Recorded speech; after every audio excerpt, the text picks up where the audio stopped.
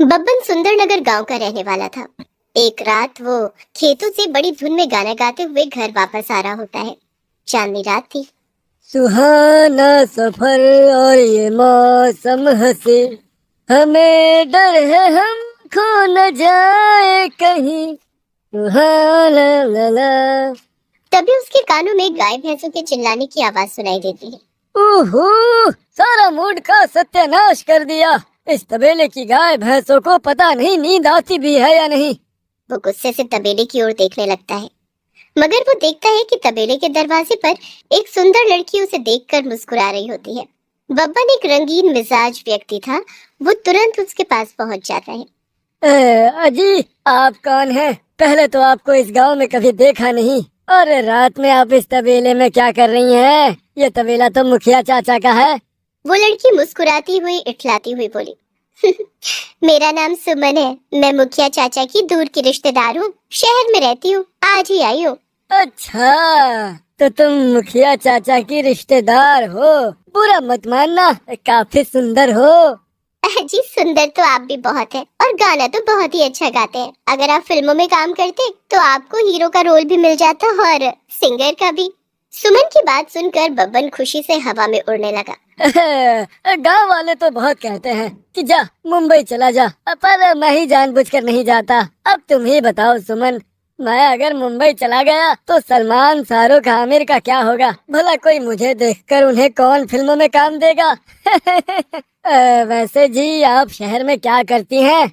मैं मैं मसाज करती हूँ। अगर आप भी मसाज करवाना चाहते हो राजा जी, तो मैं आपका भी बहुत अच्छी तरह से मसाज कर सकती हूँ। सुमन का खुला आमंत्रण देखकर बब्बन खुशी से पागल हो गया। अरे नेकी और पूछ पूछ, मैं तो तुमसे मसाज करवाने के लिए कुछ भी कर सकता हूँ। अरे अपनी जान भी दे सकता हूँ। तो फिर आइए, आपका तबेले के अंदर ही मसाज कर देती हूँ। बब्बन सुमन के साथ तबेले के अंदर चला जाता है और सुमन बब्बन का मसाज करने लगती है। बब्बन आंखें बंद किए हुए आनंद की सीमाओं में खोया हुआ होता ही है। अचानक उसे अपने शरीर से गोबर की गंध आती है। जैसे ही वो आंखें खोलता है तो देखता है उसके पूरे शरीर में गोबर ही गोबर लगा होता है। है? अरे ये क्या किया तुमने? मेरे पूरे शरीर में गोबर मल दिया। इतना कहकर बब्बन जैसे ही सुमन को देखता है तो वहाँ सुमन की जगह एक चुड़ैल खड़ी होती है, जो मुस्कुराते हुए भारी आवाज में कहती है, अरे राजा जी, अभी तो आप आनंद की सीमा में खोए हुए थे, अचानक उठ कैसे गए? चुड़ैल को देखकर बब्बन के हाथ पैर फूल जाते हैं। वो भागने की कोशिश करता है, मगर चुड़ैल उसे भागने का मौका नहीं देती और उसे वहीं मारकर उसका खून पी जाती है और उसकी लाश को तबेले में एक जगह छुपा देती है। अगली सुबह तक जब बब्बन घर नहीं आता तो उसकी पत्नी परेशान हो जाती है। फिर सुबह से रात हो जाती है।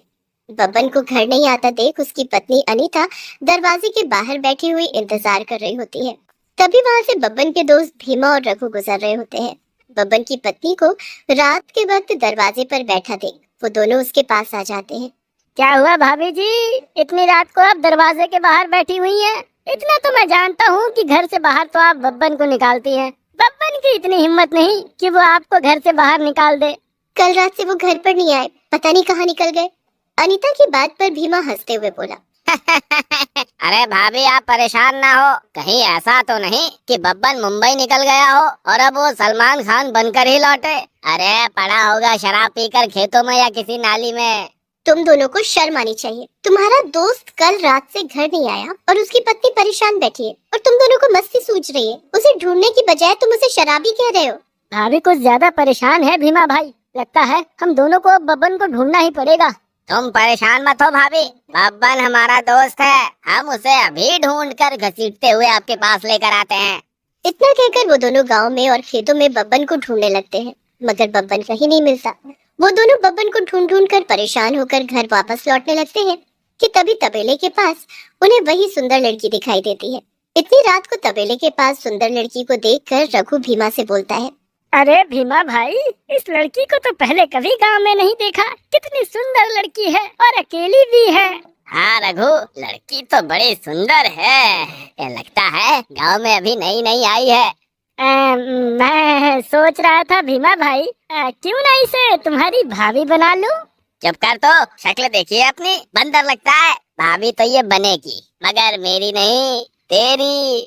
तभी सुमन जोर जोर से गाना गाने लगती है। राजा चलो अकेले में, राजा चलो अकेले में, मसाज करवाओ मुझसे तबेले में।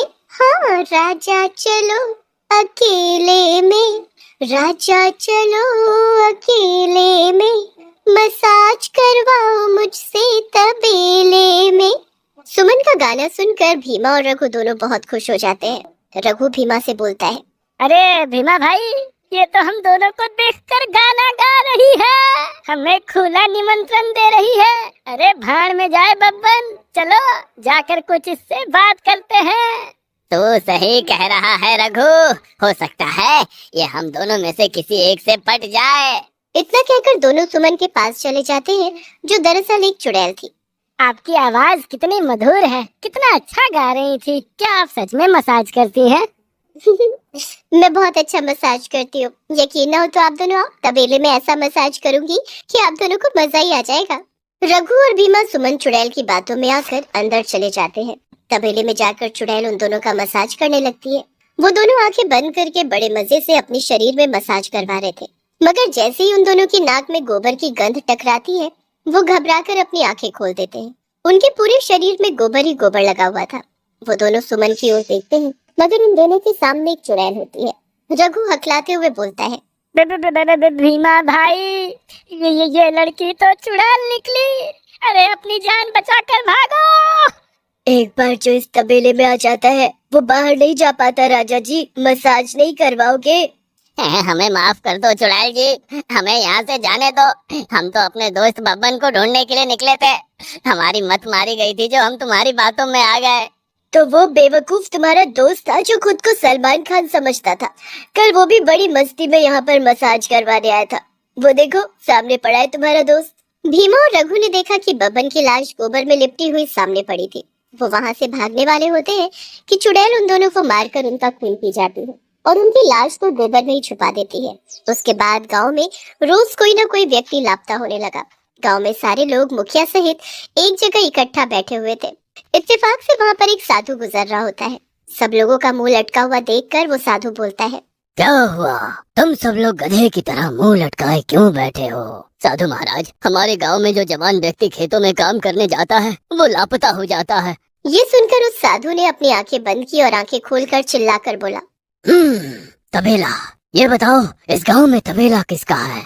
तबेले का नाम सुनकर मुखिया चौंक जाता है। वो तबेला मेरा है। सब लोग चलो, चलो मेरे साथ। गांव के सभी लोग साधु के साथ भैंसों के तबेले में चले जाते हैं। तबेले में जाकर साधु जैसे ही मंत्र पढ़कर फूंकता है कि वो चुड़ैल सबके सामने आ जाती है और मुखिया को देखकर आग बबूला हो जाती है। चुड़ैल मुखिया को मारकर तुरंत उसका खून पी गई। तेरी इतनी हिम्मत, मेरे सामने तूने मुखिया को मार दिया और तू गांव के नौजवानों को क्यों मार रही है? मेरा नाम सुमन है और मैं इसी मुखिया की वजह से चुड़ैल बनी हूँ। मैं दूसरे गांव की रहने वाली थी, अपनी भैंसों को चराते चराते इस गांव तक आ गई। इस गांव का मुखिया मुझे बहला फुसला कर इस तबेले में लेकर आया और मेरी इज्जत पर हाथ डालने की कोशिश की, पर गोबर में पैर फिसलने की वजह से मेरा सर पत्थर से टकरा गया और मैं मर गई। तेरा बदला पूरा हो गया, अब जाओ यहाँ से। इस तबेले में मेरा कंकाल पड़ा हुआ है, उसका अंतिम संस्कार कर दो, मुझे मुक्ति मिल जाएगी। गांव वालों ने तबेले की छानबीन शुरू कर दी। उन्हें वहां पर एक कंकाल मिल गया और साथ में उन लोगों की लाशें भी मिल गई जिन लोगों को चुड़ैल ने मारा था। सब गांव वालों ने मिलकर उस कंकाल का और जितने लोग मरे थे सबका अंतिम संस्कार कर दिया। चुड़ैल को मुक्ति मिल गई और सब कुछ ठीक हो गया।